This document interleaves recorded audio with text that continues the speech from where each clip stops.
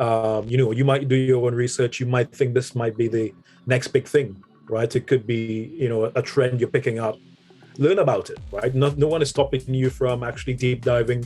If someone had said a few years ago that NFTs would be big, and they did a deep dive into it and they started to do something, then they would have probably been doing okay right now, right?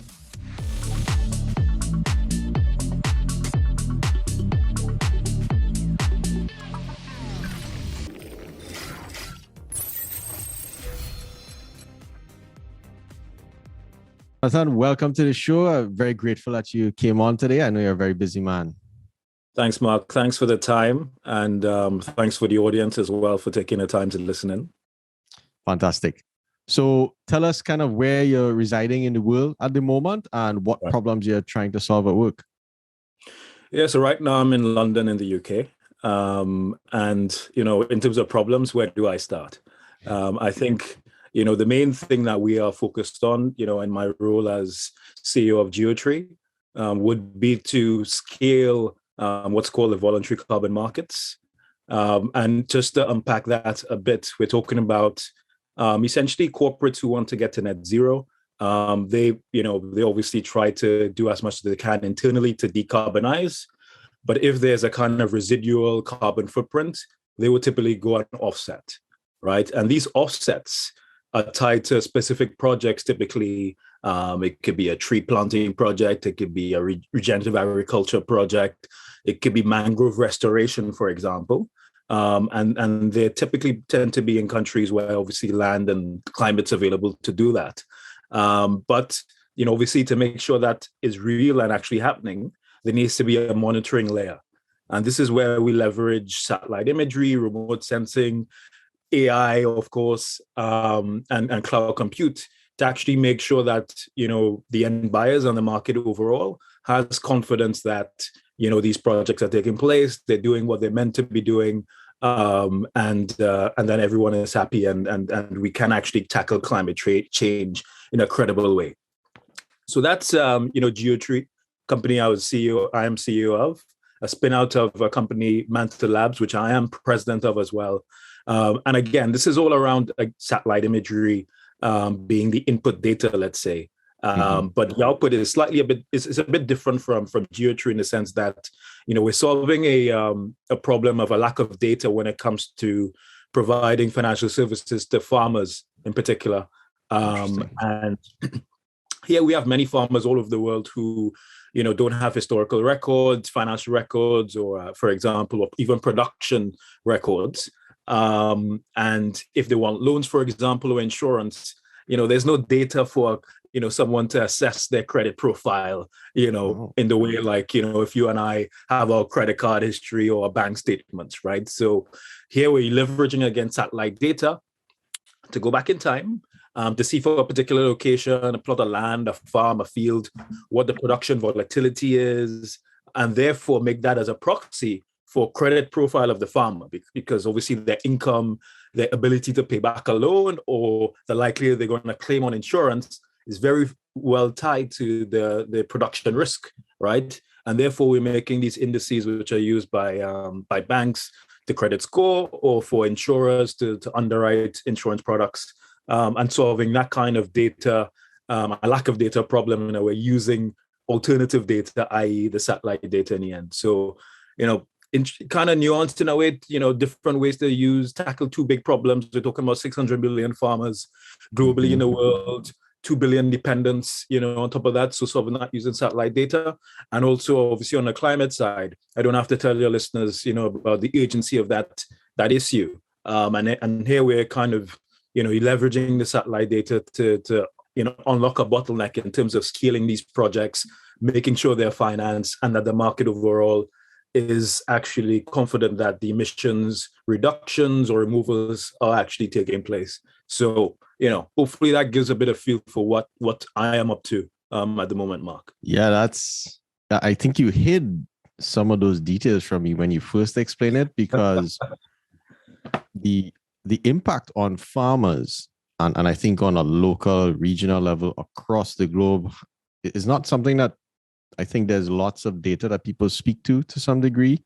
And you've heard stories of lots of farmers committing suicide as well because they can't finance these monoculture type farms to really push certain things.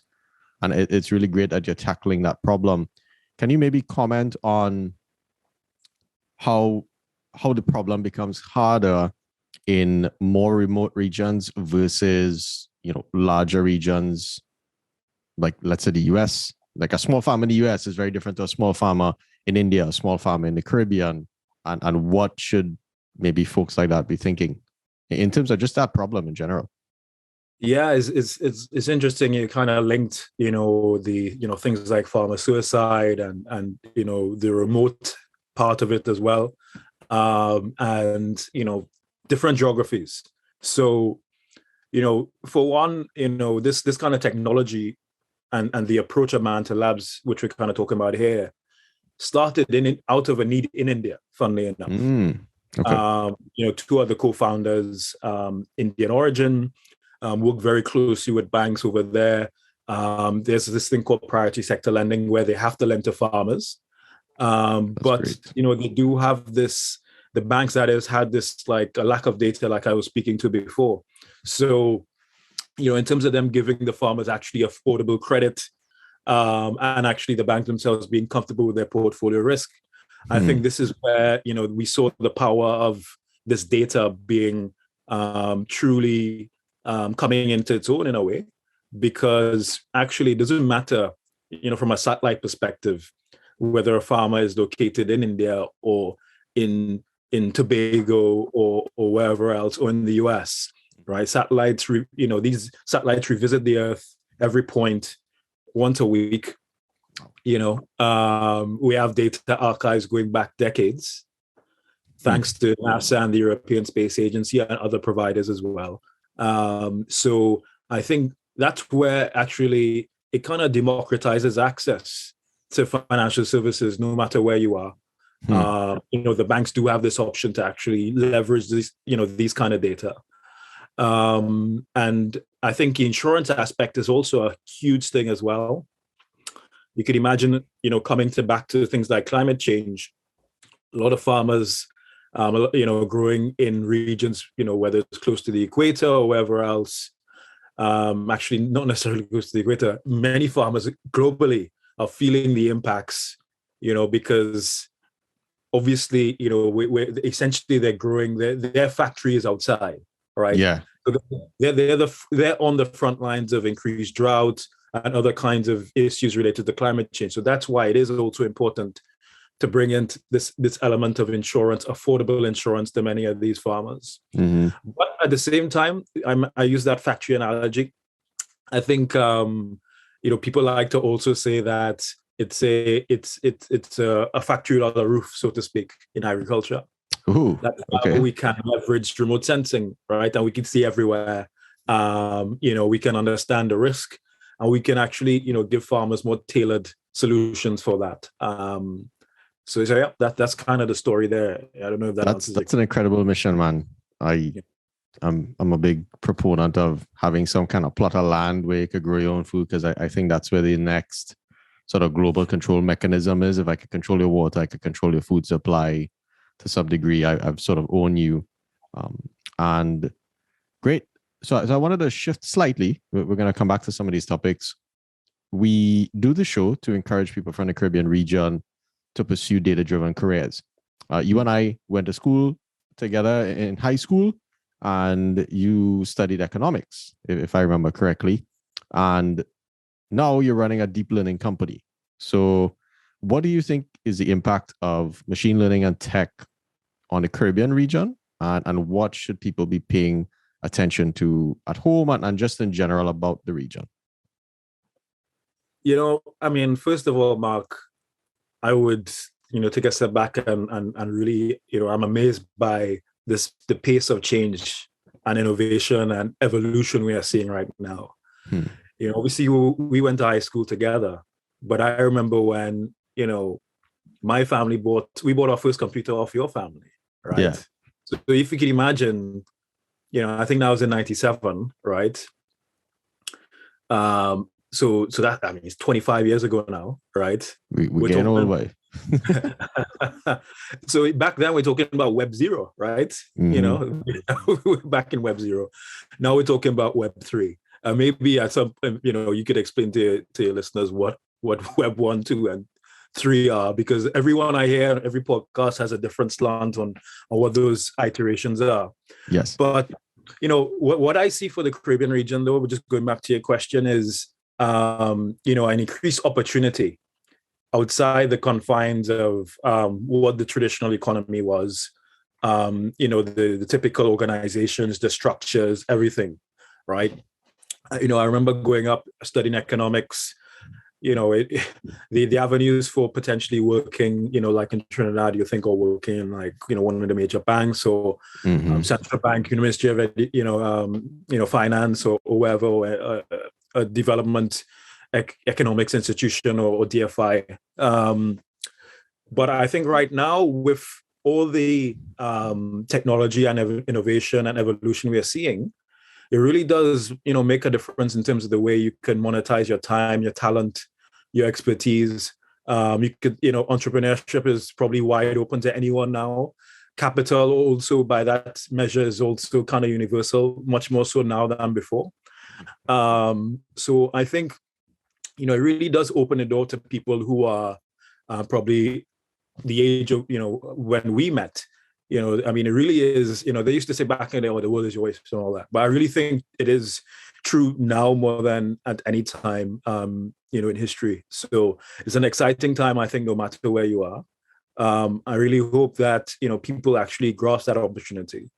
And we talk about deep learning, obviously, you know, machine learning and AI has evolved and will continue to evolve, but we have all these other technologies, obviously, like, you know, blockchain technologies, you know, and all the stuff that comes out of that, NFTs, DAOs, all these other things that, you know, people never heard of, you know, 2 years ago, let alone 5 years ago, 10 years ago. So, yeah, it's just such a fertile ground, I would say, now, for people who want to get into whatever sector that interests them, and potentially monetize and make a career out of it. That's kind of my take of it from a very high level, I would say.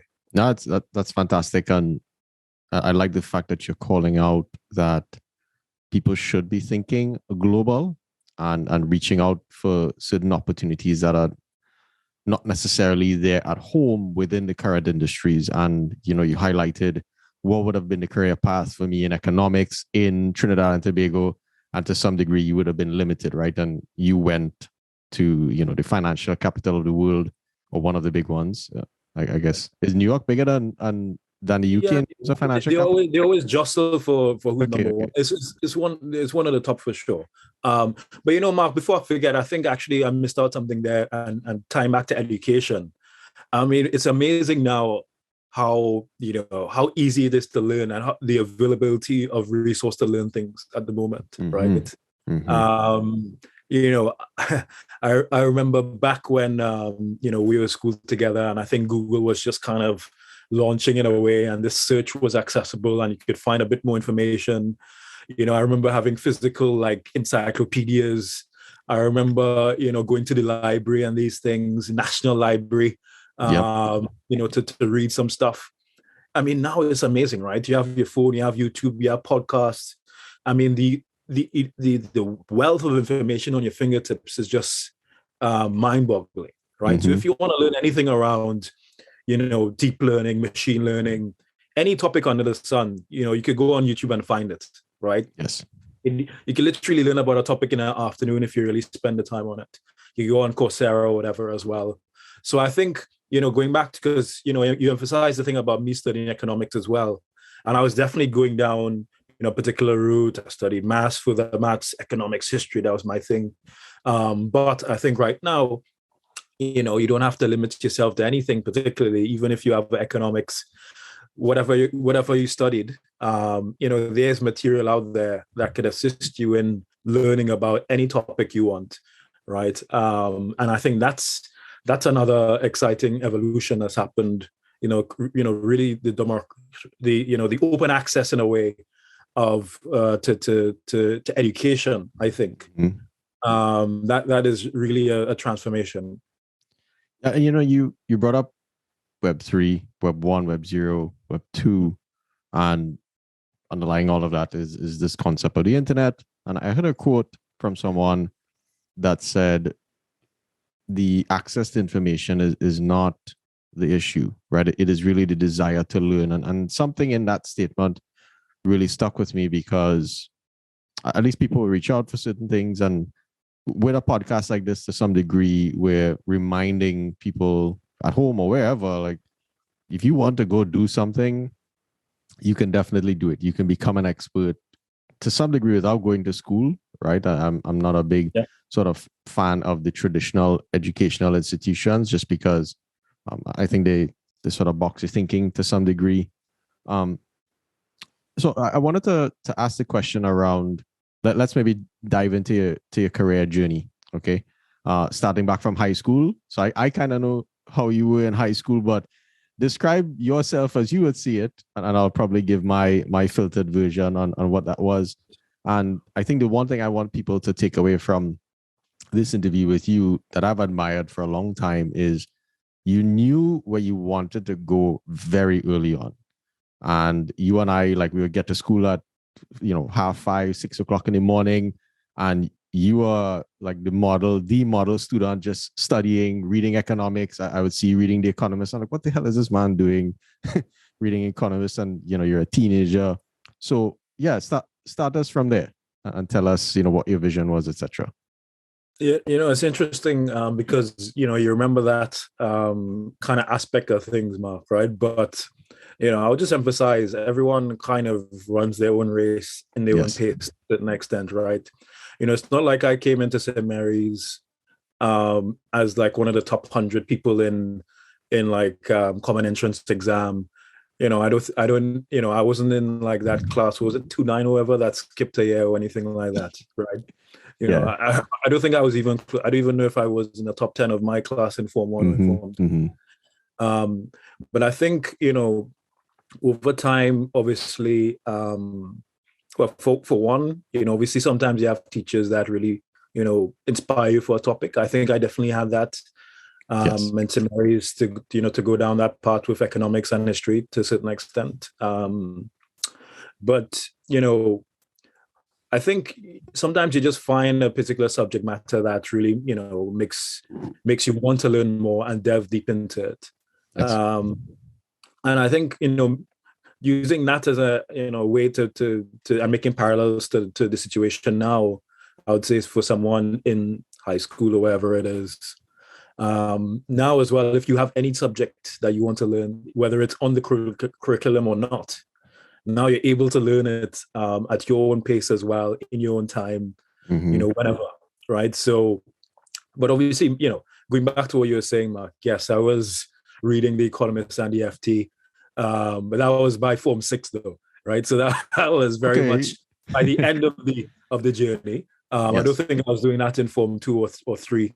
But yeah, I think, something kind of clicked going into like those exams, GCSEs and all that. And I thought, I like the subject matter. This is something I want to dedicate my time to. And that was really it. St. Mary's was a facilitating place for that, as you know. So, and that allowed me to obviously come and study in the UK as well. And then get a career where I was working in the financial markets for quite a while.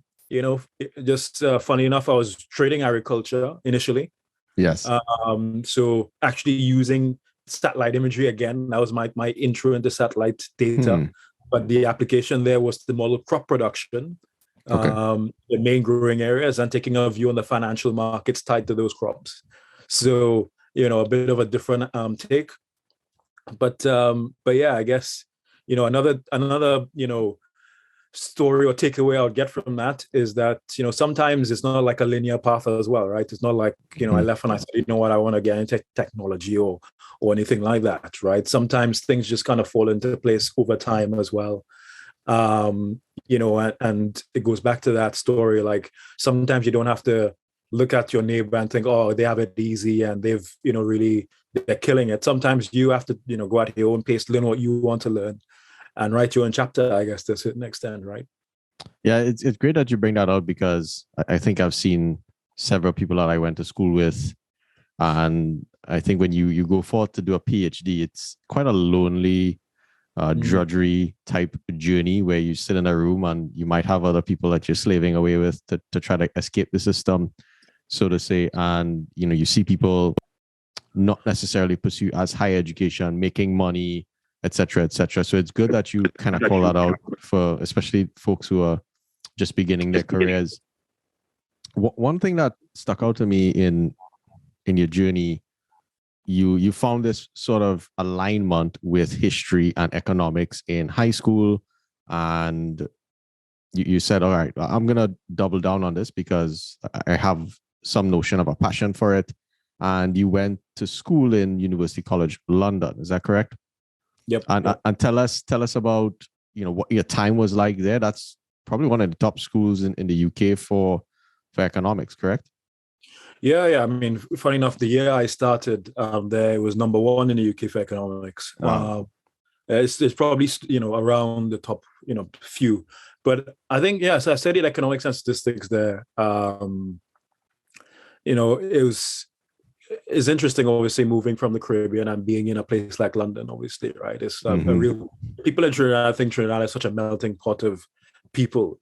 But when you really look, from outside, people look different, but they're very similar in many ways, Trinidadians, right? But when you go to someone like London, any big city, you see it, I guess, in the US as well, such a varied mix of people from all backgrounds all over the world. So that was a bit of a bit of an eye opener, I guess, initially. But I think, being in a place like London as well, exposes, I got exposed to investment banks. It's a concept that was kind of anathema to me before actually coming to the UK. In Trinidad, you have, RBC or whoever, if they're still there, doing some investment banking, but, to do things like, trading financial markets and all the other aspects as well. That was a real eye opener and whilst I was studying, I was always interning. So I interned in my first year in this first summer. I was in Citibank in Canary Wharf in London. That's like, the heart of the financial industry, I guess, now in London. Second year, I interned in Goldman Sachs. I was in commodity. I was in trading. And, so that's another thing as well, being somewhere like here during the time I studied, I was able to mix in, work and be able to work for some pretty top organizations, getting, good experience. These kind of companies give young people a lot of work and I'd say responsibility very early as well. So that was a baptism of fire for sure. Okay. But yeah, anyway, that's kind of the background there, I guess, if that helps. And how would you describe your mentality going from high school then to, St. Mary's College was one of the top schools in the nation, but I think that particular rigor in St. Mary's versus, or high school, for those who don't know what St. Mary's is, to, University College London, and then getting internships at these top banks. And the culture of banking, at least from the reputation standpoint, is go. You're on go the whole time. And so kind of describe for listeners, especially who have not been in the banking field, what that was like. Yeah. And I think, it's like being extracted from somewhere, it's almost like being an alien and landing on Earth to a certain extent, right? Okay. Because the environment is so different, especially the first time. I remember the first time I walked on the trading floor and just the, the magnetism, the electricity I was like, wow, this is somewhere I really need to work. People standing, shouting on phones and, just the buzz was, something. So the shit you see on TV is like real. I probably slightly exaggerated, but and I think especially now it's probably come down a fair bit versus when I started as well. Okay. But definitely, I think it really was a new environment. I think the good thing for me is that it felt fairly meritocratic in a way, right? So you go in, if you know your stuff, people would respect you if you did your work, if you delivered. It seemed like an environment where, versus many other kind of environments, I would say, where it's probably more relationship focused, and that in itself breeds a kind of structural rigidity in a way. Mm-hmm. I felt like banking and trading in particular, because at the end of the day, it kind of boiled out to the numbers. Yes, I think it was a more kind of open and potentially meritocratic environment. So that was a positive, right? I never felt like, as someone coming from the Caribbean or anything like that, that I was limited in any way. That's incredible. So yeah, but it was, the growth. I think you got it, especially around the times when I was involved. I mean, this is right before Lehman. Oh yeah, so you actually went through that. Yeah. So I remember it was the first time I entered that city. That was just where we started 2007. We started to hear about the cracks. I remember my friend Alex Cave, who from Barbados origin. I think I introduced you to him. Yes, he was an intern there as well. At the same time, he was the first person who told me about, there could be something here, credit crunch or whatever. And then obviously, by the following year, I was interning at Goldman, and that was right before everything just went kind of pear-shaped with Lehman and the bankruptcy going on. So on the flip side, I think I missed out probably the golden era of working at a bank. Because we kind of had, years of credit crunch and kind of downturn during that time. But yeah, still a great environment to kind of get in, learn, start your career, I think. And what would you say to students thinking about that particular path, right? And one of the things I wanted to make sure we highlight is you're the CEO of a machine learning company that's involved or has some proxy relation to the financial markets, and a lot of the experience, it seems like, that you had gained along your career path was almost positioning you for that to some degree. And I know that's probably not necessarily intentional, as you're saying, things evolve. But what's the message there for someone thinking about going into the banking sector now versus when you had initially gone in? Yeah, well, I could speak definitely more towards especially like things like trading and financial markets. Yes. I think the skill set of people coming in now is very different from when I started. Now, you look at the job specs, and I think there are also people who have experience with Python and, all this kind of stuff. I think when I started, there was no much, Python was just a snake, right? That didn't exist. So, I think, we really, I remember actually using R on the trading floor, our studio, the statistical language. Yes. And, I was the only person there, and I wrote, we made a book to train people, to actually, how to use R, how to do some basic regression analysis, all this kind of stuff. But I think definitely now the technical requirement and expectation is a lot higher. They expect people who want to, probably, it's less of that shouty environment kind of personality, but more someone with the kind of technical expertise to actually execute, do some data analysis, especially that kind of the data science thing, right? I mean, that's your podcast, right? So everyone wants someone to have some kind of data science component to them, right? They don't have to be, the best programmer in the world or anything, but they have to understand the process at least of, taking raw data and transforming it in some way, getting some kind of understanding of what what could be learned from that data and translating that into the financial markets or whatever environment that is. So I think, that being said, I see the convergence, I guess. That's what I have seen between, like finance, technology, data science, all these things are kind of converging now, I'd say. So that's why we see things like fintech, right, which is big. Yes. Before, when I started, it was, that concept wasn't really around, right? But now that's probably one of the biggest industries in terms of VC money going into an area in technology. And we continue to see that in other industries, whether it's healthcare or, automotives. We've seen that, obviously. Right. So, whatever technology, it's almost like now you can have a base in terms of your skill set and knowledge around data science or different aspects of computer science more generally. And from there, you could really, get into whatever area potentially interests you, Or maybe if you want to get into the hot area now, then yeah, that's, then you could really see where you can apply your base and your knowledge. But I Yeah, think it really does open the door to a lot more areas for more people in a way, right?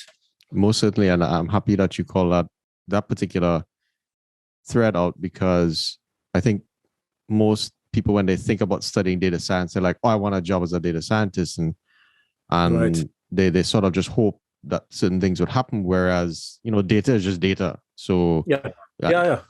and at Nvidia, I'm very fortunate, or it's a very interesting experience working for a company where, if you work for a fintech company, okay, you are only in finance. And I think one of the things I've experienced in my career is I've worked within a specific industry like the railroad, so you learn in depth about the complexities, the business constraints, etc., etc.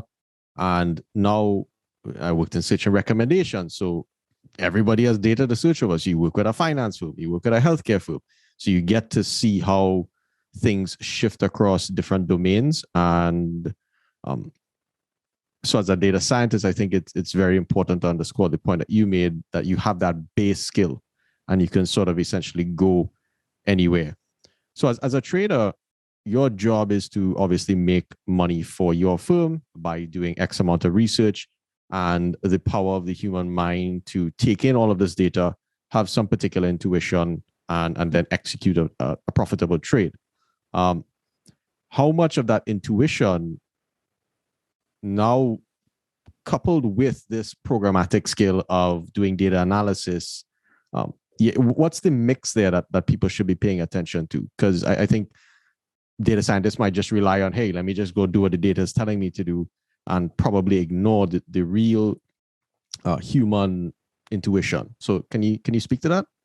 Yeah, definitely, Mark. There's room for everything on that spectrum. Okay. In my experience, you have people who, especially when it comes to commodities, for example, which is my market. Things like, energy. I was focused on agriculture, so like corn, soybean, sugar, coffee, that kind of. I used to trade those markets in particular, and we always have like fundamentals, right? So it's like economics in a way. You have demand, you have, people need to eat wheat or whatever it is, and you can all that demand over time is probably fairly static with a growth rate. But you need to understand that side of things. But then there's the supply component, right? And again, with just using crops as an example, that could be based on weather, which could impact on yields, obviously, and you have to look during the growing season and understand what's happening there.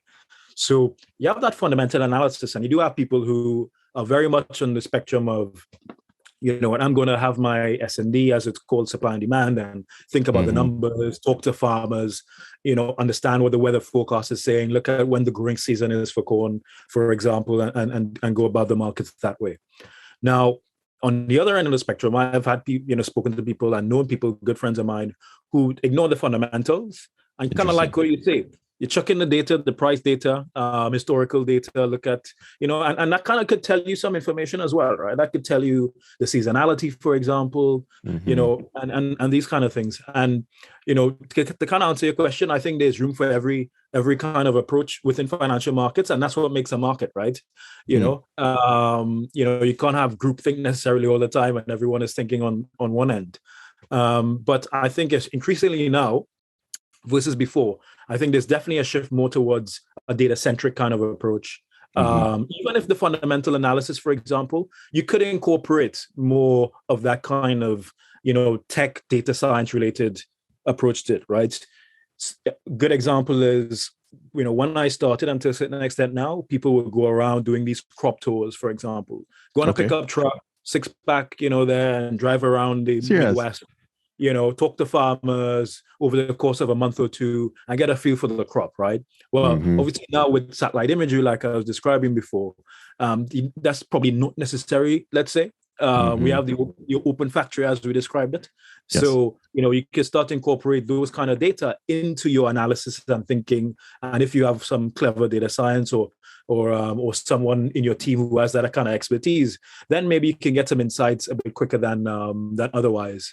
So yes, you have a potential merging of the fundamentals, and people kind of I think the term that some people coin is a quantamental approach. So a bit of quantity, yeah, exactly, and a bit of fundamentals. And that's a thing in financial markets as well, especially with commodities.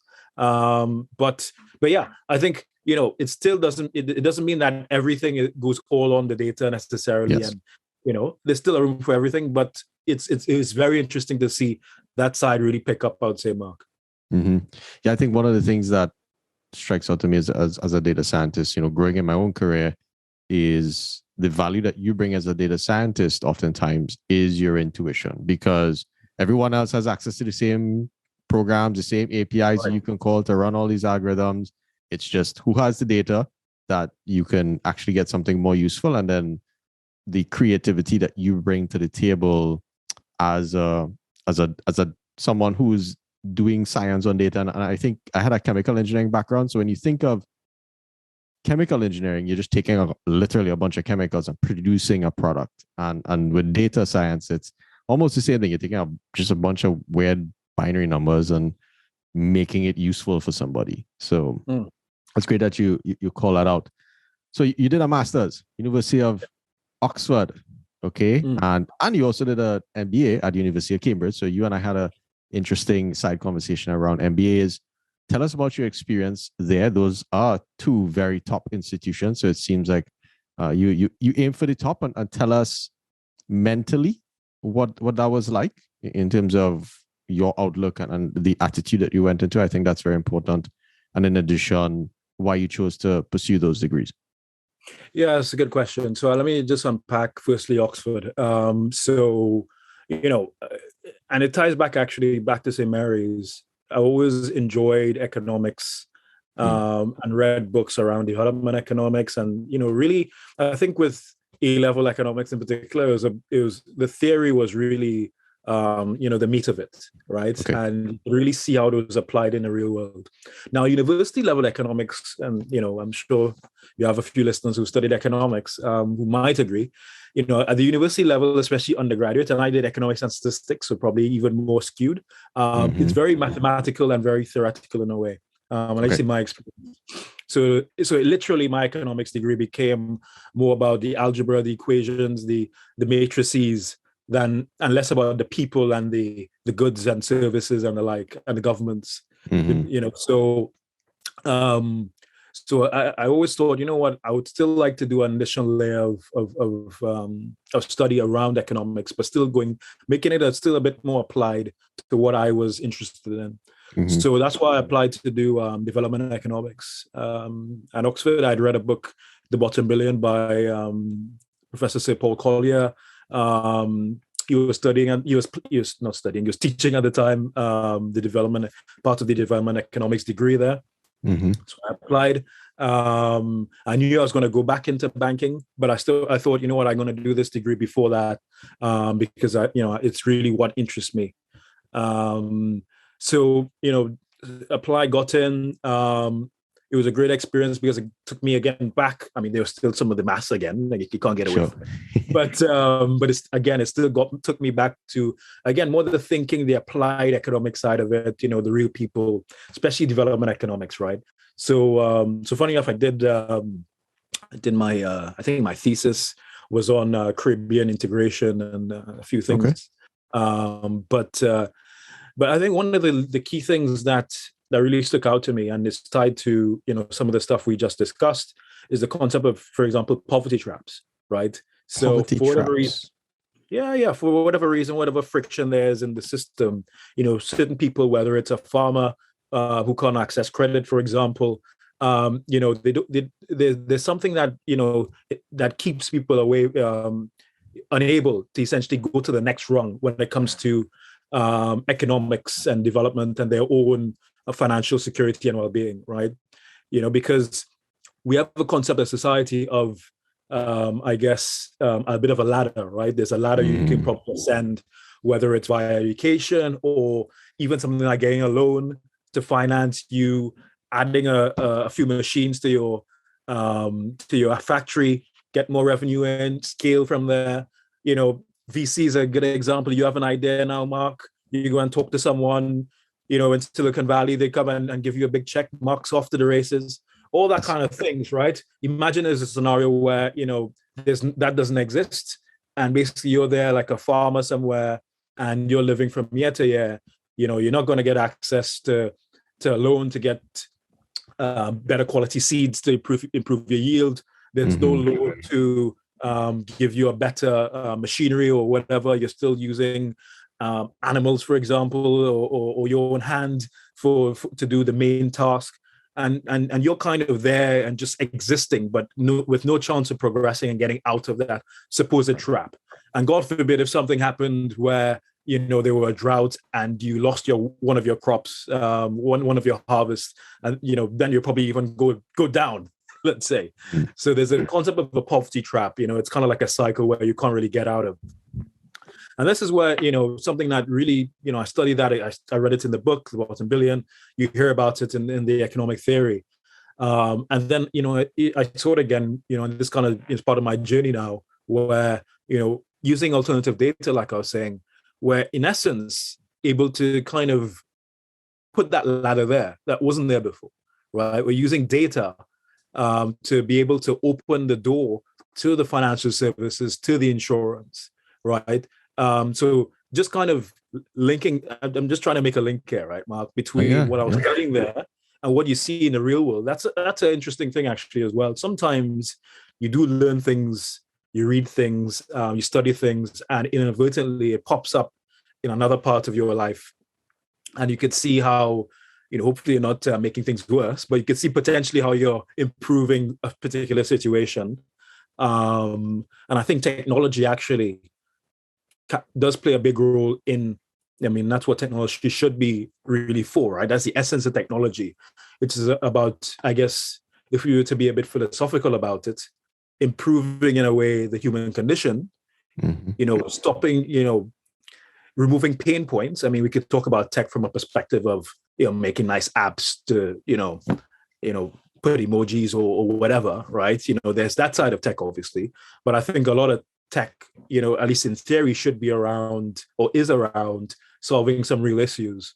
And that's where we could see, some of the historic and documented problems that we've had globally, climate change, another one as well, are being solved with technology in different ways, right? And I think that's another, I don't even know how I got down that rabbit hole now. It's a good, I think it's a good just rabbit hole. Some context there. Because you're tying in sort of your love for economics in addition to you going after a very meaningful problem, right? I think oftentimes when people go to school for intellectual curiosity, it very seldom leads to some significant impact, I think, on people's lives outside of that, other than, hey, I really explored this project, or even in your theses that you do for school, it's just a report, right? Whereas in a lot of the work that you're doing now, I think it's actually pushing into the real world, which is exciting. Talk about MBA, right? What were your deciding factors on doing it? Like I've been thinking about doing it, not doing it, and open to that discussion. Yeah, so just to give the chronology, so obviously I did my master's at Oxford, the MSc, right after studying at UCL. Went and after Oxford, went into banking full time. Okay, right? So full time, understood. So I had an offer already from the prior internship. So started full time doing the trading. Did that for quite a few years, actually, over a decade. And at that point, I was thinking, you know what, I could see some of the, there was always a kind of, joke, or not only a joke, but a kind of threat in the trading world that, you'll be replaced by robots, let's say, right? I see. Okay. But anyway, besides that, which, to me, I wasn't really scared of, because I already had some kind of, I used to have basic understanding of data science, and I was applying that, and I could see that part of things really shaping up. I think I saw, the increasing role of technology, to be honest, and tech as a sector and as an opportunity to really grow business, start a business for one, if I want to, or join a business and scale a business, right? So that's why I did have that curiosity. I knew that I didn't necessarily want to just, pull the brakes on my career at the time, right? So I thought, you know what, with an MBA, sometimes there's a huge opportunity cost because if you're doing a full-time degree, you have to obviously, you lose your earnings and then you have to pay. So it's like a double cost for a lot of people. Mm-hmm. I think, depending on your situation, that's not a problem, obviously, and the experience you can get from being a full-time MBA student, I think could be very enriching, especially if you're earlier on in your career.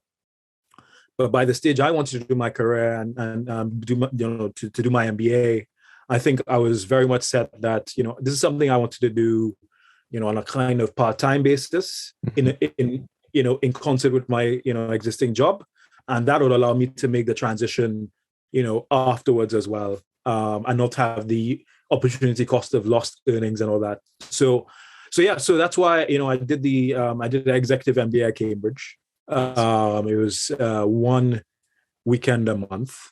It was great because, Cambridge, from a kind of tech perspective, is a real hub. Got the biggest engineering department in the UK, one of the leading engineering departments in the world. Got a big computer science hub. It's really a leader when it comes to that kind of thing, side of things.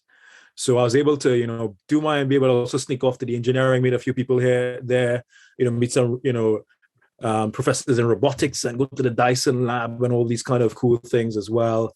Make some connections, like, Professor Andrew Blake as well, who's chief scientific advisor at Mantle Labs, all these kind of people, and the ecosystem. That's another aspect I wanted. So, that's why I specifically chose Cambridge. But also, like I said, I didn't want to just pull the stop on my career at the time. So that's why it was more on a part-time basis. And the flexibility we have now as well, with many courses which are, in other in universities, which are either online or on a weekend or whatever it is we have that flexibility, I think, now, a lot of us, to be able to choose how we want our education delivered as well. So yeah. Now, in terms of what I benefited, a great network. I think even just being able to pull to have every now and then stop and learn something new, different, the exposure, I think, was, after 10 years, especially working on financial markets. Yes. And it's tough for me to emphasize, to overemphasize how kind of siloed your thinking can become, because I was trading corn and soybeans, two specific markets. Okay. I was living and breathing, where these things were grown, the crop cycles, the key risks, the key buyers, the key sellers. Mm-hmm. That was my world, right? So just to take a step out of that world and see, the other side of things and other kind of, businesses, considerations, market sectors, that in itself was a breath of fresh air, I think, and allowed me to pursue this new career path where I'm on, where I'm still linking into some of the stuff I learned before in my career around financial markets. Satellite imagery, the use cases for that, things like carbon markets, agricultural markets, all these kind of things which I was exposed to before. But obviously now with, at least obviously there's a bit of business education that went on. Yes. But I think, to be honest, even more importantly, a bit more perspective of different things that I could be incorporating into my thinking as well. And a great network of friends and contacts all over the world. So that was my kind of experience. So yeah, I'm happy you keep harping on. I heard the word networking a couple of times in that last sharing. One of the hypotheses that we have with the show is that, given that we come from a multicultural background, and you did make an interesting distinction that it's multicultural from a view, but not necessarily from a culture, right? So everybody's kind of acting the same; they just look different. However, you think that's correct, by the way, Mark. What do you think? Is that unfair? No, I think that's. I didn't think about it that way, but I was like, oh yeah, because we talk the same, the accent's the same. We're just like, oh, you just have a different race. Okay, cool, like whatever. And the idea that now we got into the larger world, like the Londons, or, well, I'm in Florida, that's no big world, but where we see people who are of different races and of different cultures, and now we have to integrate with them in the workplace. how has your Caribbean heritage allowed you to navigate different networking circles, or how has that led to you developing maybe stronger networks? And you said, you went to all of the robotics departments, et cetera, et cetera. What would you say to folks, who have that background? And if not, what was your philosophy on networking in general? I think, one thing I would say though is, and I don't know how applicable it is, for most of the Caribbean. But obviously, Sure. when it comes to Trinidad, for example, obviously, I feel that the multicultural aspect does, mentally for me anyway, I felt at home talking to people with themselves, different races, cultural backgrounds, or geography backgrounds as well. So I think there was that component to it where, for example, if someone was, Indian background or Chinese or whatever it was, I did feel like, some kind of association or it wasn't, I didn't feel like this was something new to me in a way. So yes. I don't know if that, so there is that aspect to it, which I think maybe that's more unique to like Trinidad or Ghana or wherever it is, but there was that aspect. Now, I think networking more generally, it's an interesting one because, for one, I mean, there's an interesting Caribbean network, and we continue to kind of unlock that as well, I guess, as we continue to talk globally. Yes. I mean, it's amazing when you think about I think the Caribbean's number one export, to be clear, is people, right? I mean, we just export people on a massive scale. I think I saw a stat that like something like twice the amount of Jamaicans outside of Jamaica than actually in Jamaica, for example. I don't know how that came about. Yeah. Wow. There's just a lot of people out there, even if they're not like, okay, maybe they weren't born in the country, but in terms of diaspora and everything else as well, there's a huge, pool of people out there with that background. So I think, from that kind of network perspective, I'm constantly surprised to find out that there's someone who's in a top tech company or a VC or, in banking, who has, a Caribbean background or to be honest, even a Trinidadian background. I've come across, every now and then I find someone and it's like, they have Trinidadian background or whatever. So I think that's one kind of interesting angle. I think in terms of networking more generally, one thing I would say to people, and obviously you have people on your call, on the show listening who, probably early stage of their careers to a certain extent.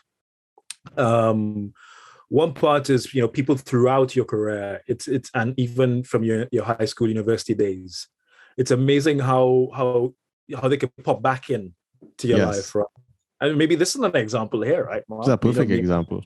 It's a perfect example, but even, whether it's a former boss, from a colleague, former university classmates, high school, whatever it is, people, it's amazing, unexpectedly can pop up, could be very helpful as well. So, really emphasizes something which I try to tell people now, which I've learned myself through practice in a way, is not to burn bridges. Yes.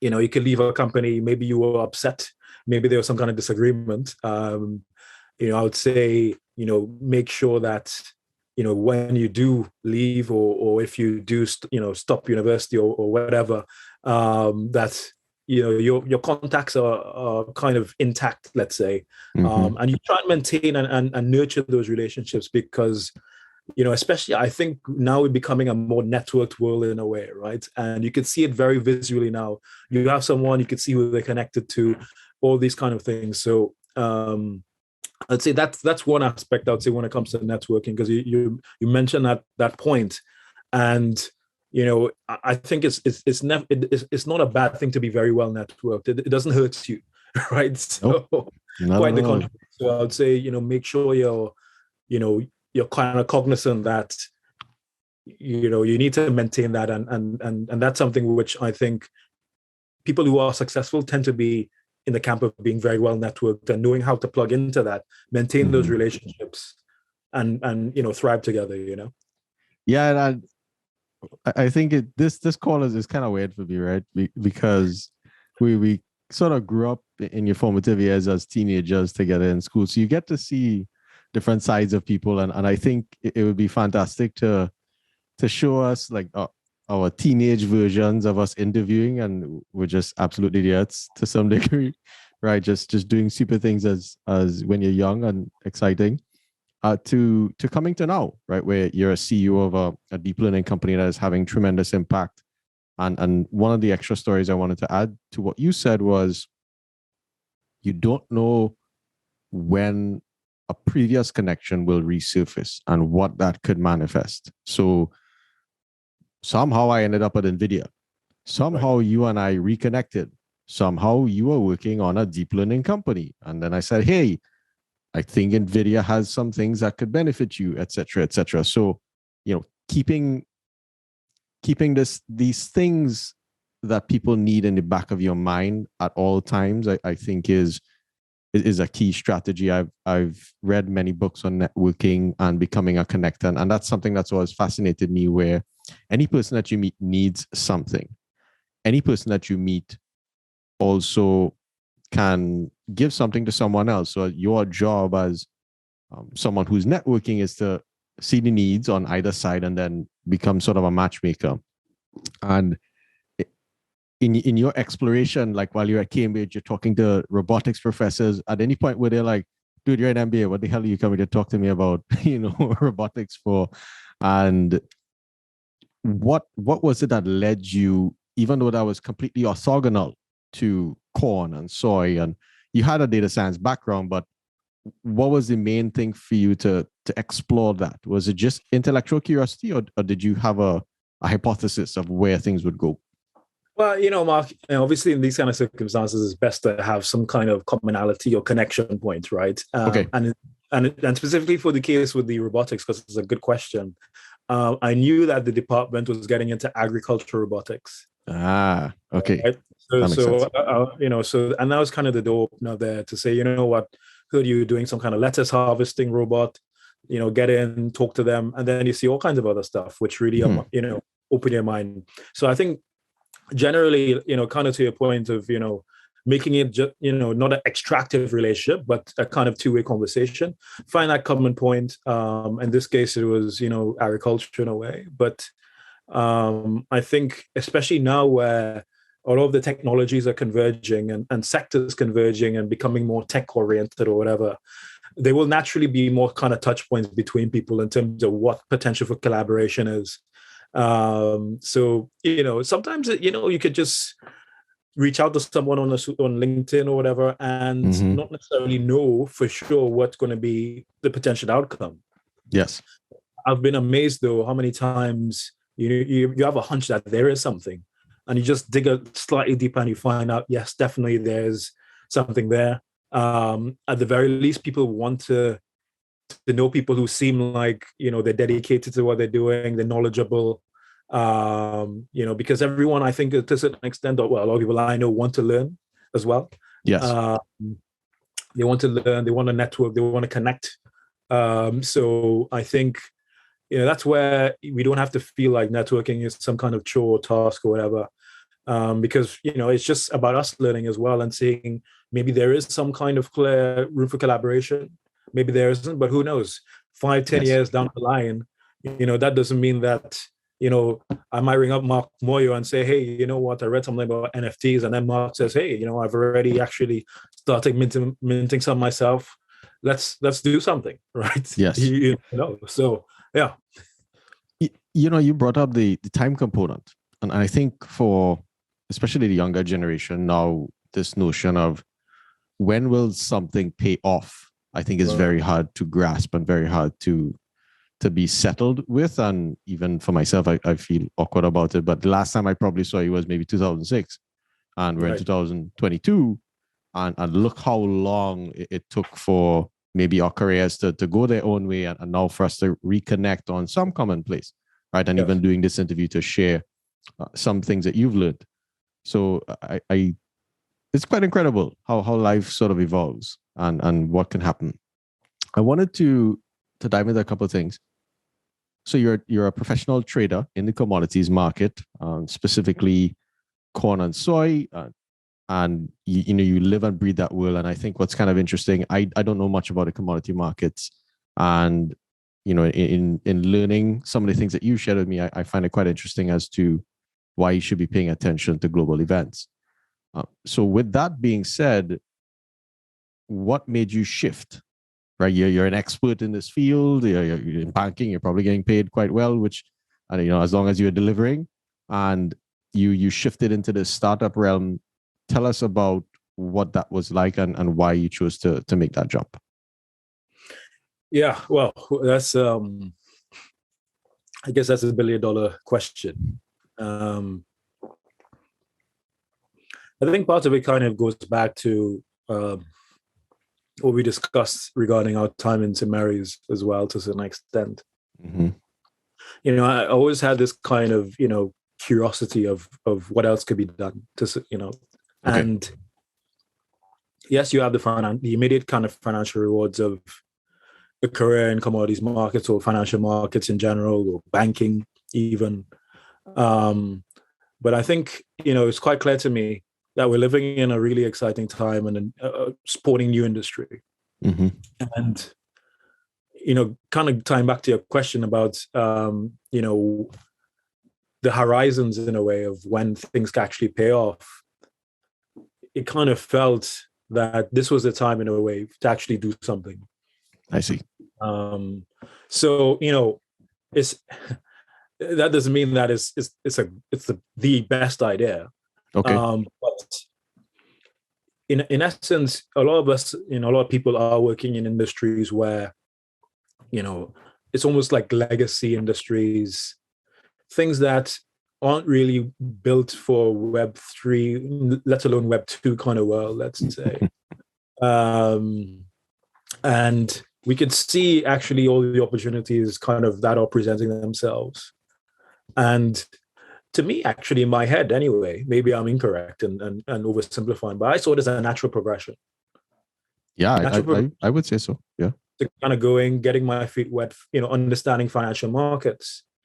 And now actually I could see, that education in a way being applied to tackling some tricky problems. Mm-hmm. Both of them, to be clear, whether it's climate change and scaling climate finance, or even, that side of things when it comes to financing farmers, for example. Both of them are kind of market failures that we are addressing, leveraging new data. Mm-hmm. And with that, hopefully that helps the financial markets. And obviously the better is that longer term, the rewards potentially on a personal level as well, yes. because that's what your question is really about. The rewards would be greater than what's been, I guess, given up to a certain extent. Mm-hmm. So, there's no perfect answer to that, right? Everyone has to it kind of goes back to running your own race. Many people would say, you know what, I would just stay and just trade the markets and go ahead. And there's no reason not to make that judgment. It was just my personal call in a way that, to me, I see where the wind is kind of blowing. Mm-hmm. And I think this is the time to kind of jump on that train, I guess. Because that's where the world and the industry is moving towards. Absolutely. And as I digest your background over time, and I guess maybe more fortunate to know some of your internal motivations from when you were much younger, and seeing you always had an intense focus. Once you decided you were going to do something, like it was going to get done. And I think all of those facets of you having that very decisive attitude, in addition, diving very deep into a topic, now you become an expert on these markets, and you have the professional credentials to manage a business, scale a business. You have the connections to the actual machine learning personnel at very, very top institutions, by the way. I think, it makes complete sense as to why you made that jump. And it's very exciting to see that you took a leap of faith to some degree in terms of, I've accumulated all of these things, and now let me go apply them to some new area. And I think once you're successful, a lot of farmers will have to some degree a better life, and will have a much better insight into, hey, how much food are we going to grow this year? Like, how much people are not going to eat, and whose lives can be bettered. So that's quite exciting. But Mark, there's one thing I want to emphasize, and maybe I should, I kind of downplayed it. There are many different paths towards entrepreneurship, for example, right? And we're all kind of enamored by the prospect of, person comes in, one day quits their job in the garage somewhere, with one computer on an old dusty table, and this is day one, and we kind of go from there, right? Yes. But I mean, there are things like, you can be an entrepreneur within an organization, right? You could be in a big bank, leading an initiative. I think it's entrepreneurship as well, where, you have your team, you're doing some kind of innovation, you're having a new business model within the bank or within a big company, whatever it is. If you're leading that change, that innovation, you have a team with you potentially as well. You could be an entrepreneur, right?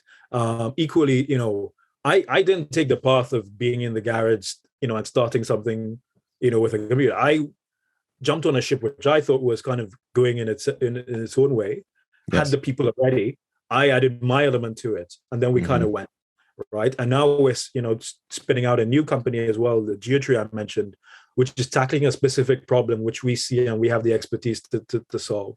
So, point being, I guess, to summarize what I'm trying to say here is, not everyone is going to be a Zuckerberg or a Steve Jobs necessarily. Yes. But we have many. I mean, Silicon Valley now, when you look at who's leading the big companies as well, you have people who didn't necessarily found or started or even were the first set of employees or the first or the third set of employees even, right? Yes. So there are different ways you can be, whether it's technology, data science, or entrepreneurship overall. There are many different kinds of angles and ways to kind of get in. Yeah, and I think a lot about that in starting my own business, seeing my dad, own his own business at home. And I think many people don't really think about payroll and how serious of a pain payroll can be. And, if you are not necessarily aligned with your employees in terms of how you are giving them a particular reward and they are not maybe necessarily pushing on the output side and all the human dynamics that can come into starting your own business. One of the points I kind of wanted to re-highlight in your particular jump into the startup realm is you actually get to work with some of the top people in the field of machine learning, as you kind of mentioned. And what's that experience like working, with really great professors, right? You're not necessarily working with someone who's, all right, I'm a really great coder and first engineer, and they build like this person is established. They run, very serious research labs. So share that experience with us. You know what, Marcus, goes back to the power again of network as well. Because all of the people who I interact with and are part of the company, it's via, it wasn't via a formal process, of meeting them. It was more about reaching out, meeting someone via contact, that kind of thing.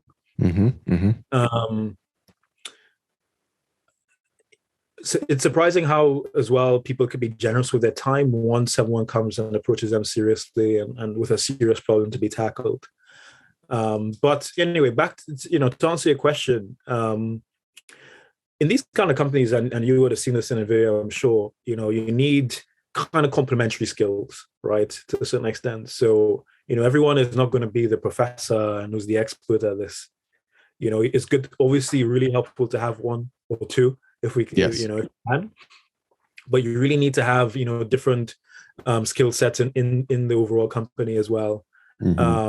So, whilst I would say yes, you need, it's a key thing from our perspective, because obviously we're very R&D focused, and we do want to have that kind of bleeding edge expertise. But at the same time, I would say, Mark, it depends on, to a certain extent, what the goal is, what kind of company you're trying to build. Absolutely. It may not be necessary, right? If if I would, sorry, I keep on going back to NFTs, but you have the board right behind you as well. Yes. But coming back to my head, I don't need to have top professors if I were to launch an NFT company. I could, do that probably with my mates who, if we had the correct expertise, right, then that could be enough. So it's nuanced, I would say. It really depends on what area you're getting into.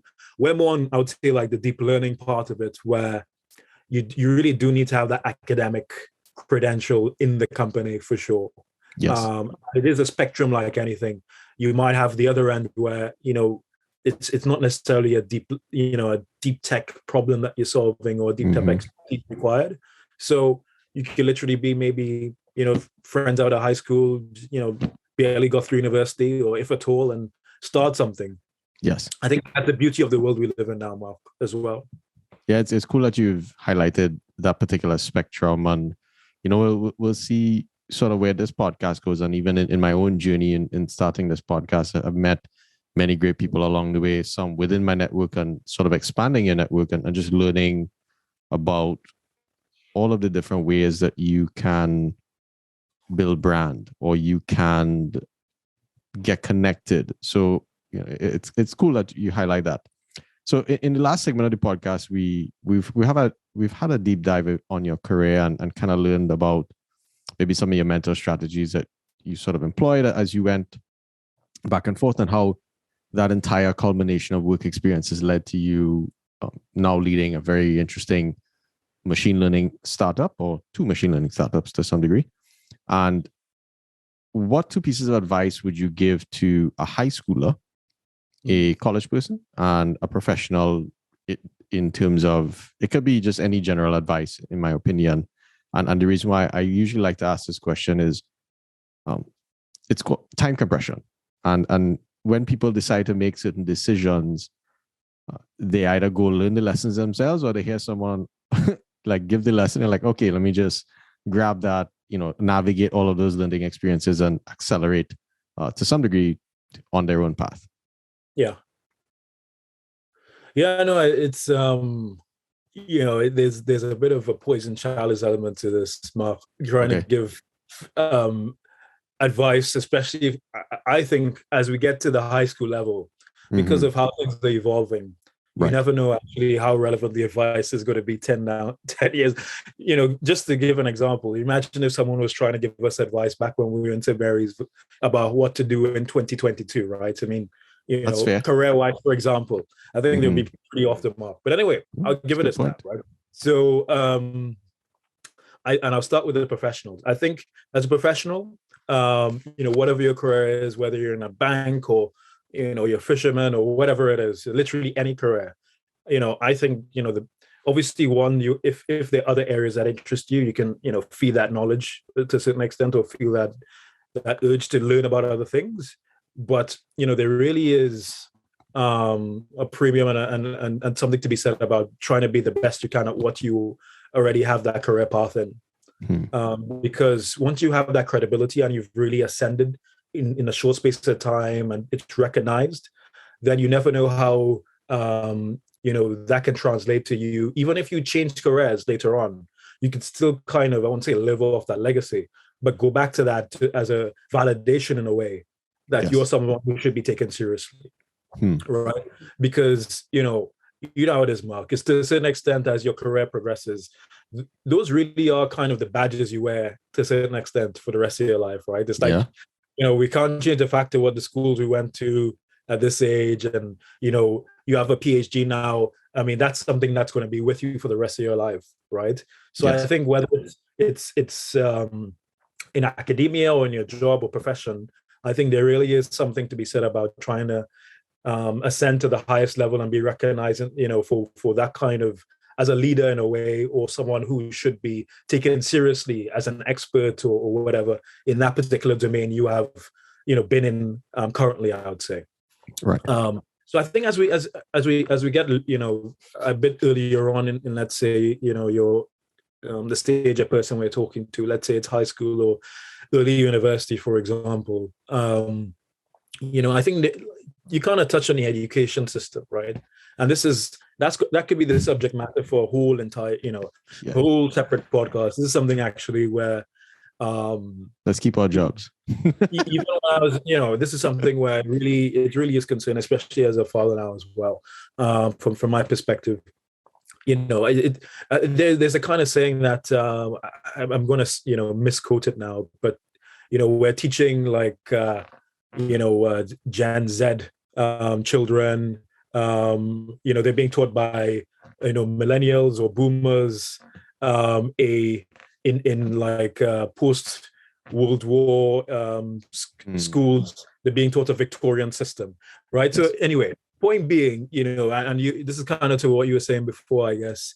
The education system is made for a different time, right? Yeah. And we can recognize that. It's probably not going to give you all the skills required for the career that you want, and even probably the career that's most likely you're going to be doing, right? And when I think about it, it's almost like even back when I started trading, a lot, to be frank, a lot of the education you've done kind of goes out the window, right? Okay. It's not, very little is actually applicable. And you really have to zoom in on those specific skills, like maybe being able to analyze data, being able to do a bit of coding here and there, being able to read a report and summarize the findings, being able to make a PowerPoint presentation, right? Sure. All these, being able to use Excel, Yeah. I remember actually the first time I interned, right? I spent a whole night, I didn't know anything about Excel, right? I've been studying, totally different. I've been programming stuff in R language or filling out or calculating maths on a page or something like that. You turn up to your job, you have to make a financial model in Excel, right? I remember just spending a night doing something, and then the next morning I, deleted a cell and everything just stopped working because I hadn't locked the cells, right? So all these things, you have to be aware that the skills that you are learning in school might not be that applicable in the real world, right? So I think a couple of things to how do we unpack this issue and solve it. One, mentors could be very important.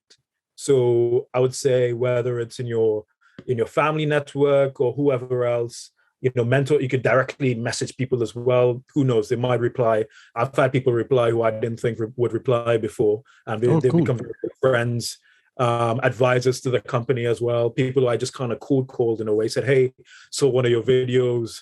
Would like to meet sometime." It's amazing how things progress from here. But having good mentors, I think, could be a good bridge for you to understand, what's actually relevant in the real world, right? Yes. Doing that, trying to get some work experience as well, right? During your summer, let's go back to the Caribbean, right? I mean, we did hang out a lot in Tobago and, we did all that stuff, right? But I would say maybe if I were to go back, even back then, maybe it would have been useful as well to spend a bit of time, right, to also try and get a summer internship somewhere, getting a bit more work experience, maybe learning a bit of Excel, learning what other systems, are used in the corporate environment, getting your beak wet to a certain extent, right? Well, understanding what skills are required and I could try and improve on. So that's another element, I would say, work experience, networking, mentoring. But I think also, if there is something that, you might do your own research, you might think this might be the next big thing, right? It could be, a trend you're picking up. Learn about it, right? No one is stopping you from actually deep diving. If someone had said a few years ago that NFTs would be big, and they did a deep dive into it and they started to do something, then they would have probably been doing okay right now, right? So you never know what's going to be the next big thing. The great thing is you have access to everything. If I want to learn about, like I said, machine learning or NFTs or anything in an afternoon, it's possible. That wasn't possible, back before. So, just remember there are no barriers, right? Like you said very well, Mark, to actually learning, right? It's like we have an open resource here. So if you want to learn about something that you think could be more relevant than what's in the formal education system, or it's something you have a passion for, or or something that you think could be big, just do it, right? There's spend the time, dedicate yourself, maybe, even if there's some personal sacrifice in terms of not being able to go out as much or whatever, just because you're dedicating yourself to that, then why not? because an amazing thing we have seen as business models have shifted. You never know how you can monetize as well, right? Things. People are, as you say, you use that word brand mark. People are, doing brands, making themselves into brands, and monetizing in different ways. And as we move into different phases in our technology and cycle, let's say, you never know what door could be open to the people who have actually spent the time to do the homework and learn a bit outside of the colored lines, I would say, as well. Right? Yeah. So that's kind of a summary of some of what I would think could be some useful advice. 99% of it may not be, but hopefully some is. Yeah, I wanted to highlight some of the things that you said there. You don't need someone's permission to learn. You absolutely do not need someone's permission to learn. I think the sad part of the education system, and I don't know if it was necessarily an intention, is I think we've been taught that I need to go to an institution, obtain a particular certificate, then I am good enough to be useful to the marketplace. Whereas if you had access to those same lectures and things that you would have been seeing that whole time, how can you still leverage that same mechanism of learning and still take yourself out to the marketplace and prove value? So it was a good one you highlighted there. So my last quick question there would be, what 3 books do you recommend? It could be anything. One book, I would say there are a few books. Sure. But one really, eye-opening book for me anyway was Signal and Noise by Nate Silver. And, it's I'm sure there are data scientists on this, or people interested in data science listening to the podcast. I would say for anyone who has an interest in the use of data for different applications, Nate Silver's book and other books by him, fantastic. I think so. Nate really came to the fore as an early predictor that Obama would win the elections in the US. I see. As a background in actually using statistics for baseball, sabermetrics. So like Moneyball kind of stuff for anyone who's watched Moneyball, the movie. He's someone who's very much into sports statistics, went and, did a prediction on the US election, was spot on when most people were saying, no, Obama was not going to win. And then in the book, he also kind of demonstrates different applications, whether it's weather forecasting or whatever, of statistics and the power of, the new methods and capabilities as well. So that's one book. I would say another book I would recommend, Everybody Lies. Or is it Everyone Lies? Okay. Well, I can actually cheat a bit. It's right on my right next to me on my table. Everybody Lies by Seth Stevenson, Devowitz. If you read that book as well, kind of similar to Nate Silver to a certain extent, but it kind of goes beyond just statistics, but different the internet and the use of data as well, I think, and how I guess these days everyone is kind of a bit more aware of the power of the internet and social media and everything like that. But I think in a very clever way, the book kind of stitches together some of the stories about the use of the internet, what information could be derived, statistically, but also some of how those data are being used as well. So that's another book I'd recommend. And I think one last one, potentially probably for people more skewed towards entrepreneurship, and a bit of a controversial author because of, some of the stuff he said, but Peter Thiel's 0 to 1. That book that was interesting. Yeah. It's an interesting book. And I think, if you want to go down that route of entrepreneurship, I think that's an interesting one for sure. Tech entrepreneurship in particular. I could cheat a bit. There's some non-tech books as well, which really inspired me. Monkey Business is one. It's you look it up, you see Monkey Business. Hilarious book about investment banking. If you want a book that literally you laugh out loud reading it, that was one. It's a bit old now, but still, I'm sure pretty funny stuff there. And Liar's Poker as well is another more finance book about a trading floor, and What book is that? Sorry, Liar's Poker Liar's Poker. Okay. by Michael Lewis. Yeah. Huh. So Michael Lewis, who funny enough wrote like Moneyball and some others, Oh, wow. quite a few other books as well. But Liar's Poker is like, when I got into trading, that was like the Bible, something you had to read. A lot of characters when I started in Citi actually either knew some of the people from Liar's Poker because Citibank had been formed, with the Solomon Brothers, which is the bank that's in Liar's Poker, was now part of Citibank. So we had people who were ex-Solomon Brothers people still there talking about the characters in the book. But I think, Liar's Poker is another kind of classic from my days in finance. Very cool.